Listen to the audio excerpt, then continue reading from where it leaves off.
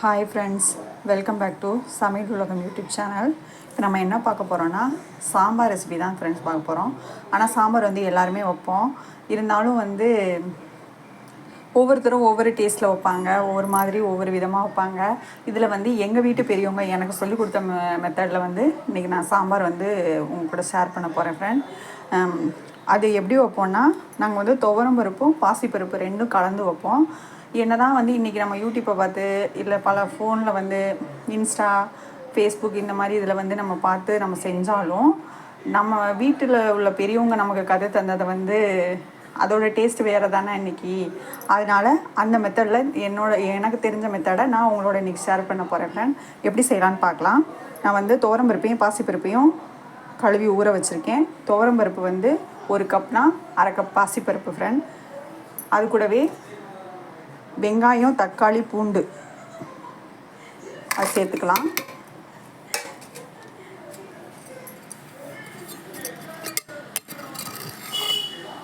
கொஞ்சமாக மஞ்சத்தூள்,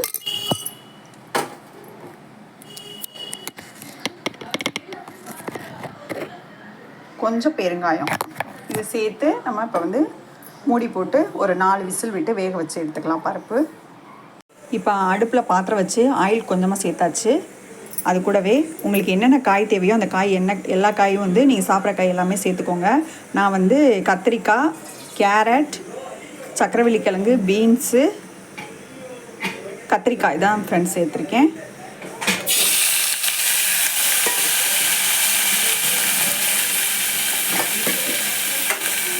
இதை லைட்டாக நம்ம வதக்கி விட்டுக்கலாம். முருங்கைக்காய் சேர்த்தா இன்னும் நல்லாயிருக்கும்.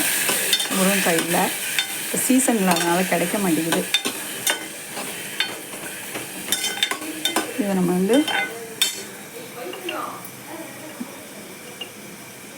லைட்டாக சால்ட்டு சேர்த்து வதக்கிக்கலாம்.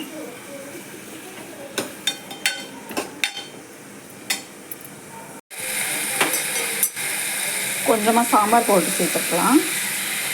உங்களுக்கு எவ்வளோ காரம் தேவையோ அதுக்கு தகுந்த மாதிரி நீங்கள் சேர்த்துக்கோங்க. நம்ம கொஞ்சமாக செய்யறதுனால 2 ஸ்பூன் சேர்த்துருக்கேன். 2 ஸ்பூனை பெரிய ஸ்பூனில், இந்த ஸ்பூனில் 2 ஸ்பூன் சேர்த்துருக்கேன்.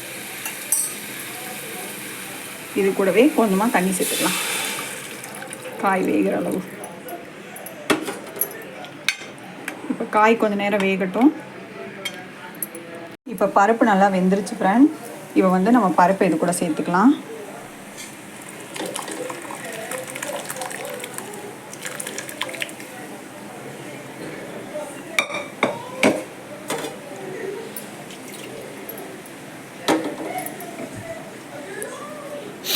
ஒரு கையிலே வீடியோ எடுக்கிறனால கொஞ்சம் நாய்ஸ் வருது உங்களுக்கு.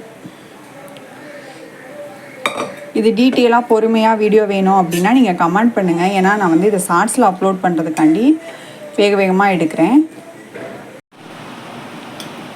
இப்போ மாங்காய் துண்டுகளை நம்ம சேர்த்துக்கலாம்.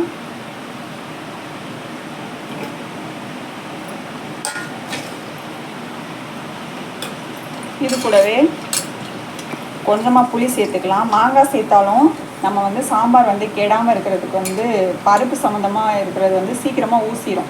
அதனால் நம்ம கொஞ்சமாக புளி தண்ணி சேர்த்துக்கணும்.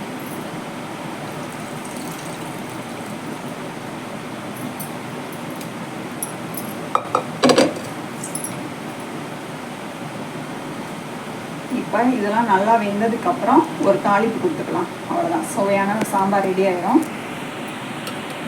இப்போ தாளிப்புக்கு நம்ம ஆயில் சேர்த்துக்கலாம்.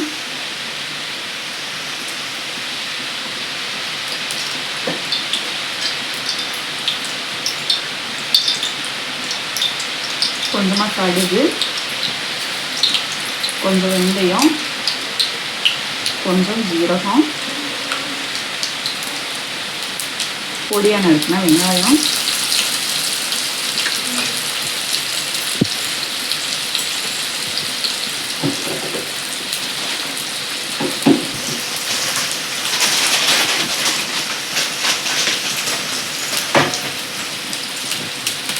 வரமிளகா,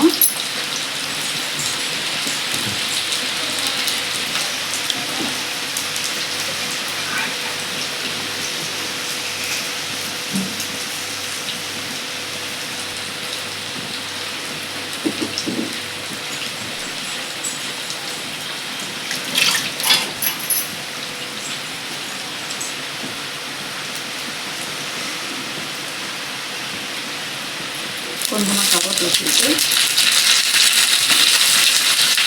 இதுக்கு வந்து நம்ம தாளிக்கலாம்.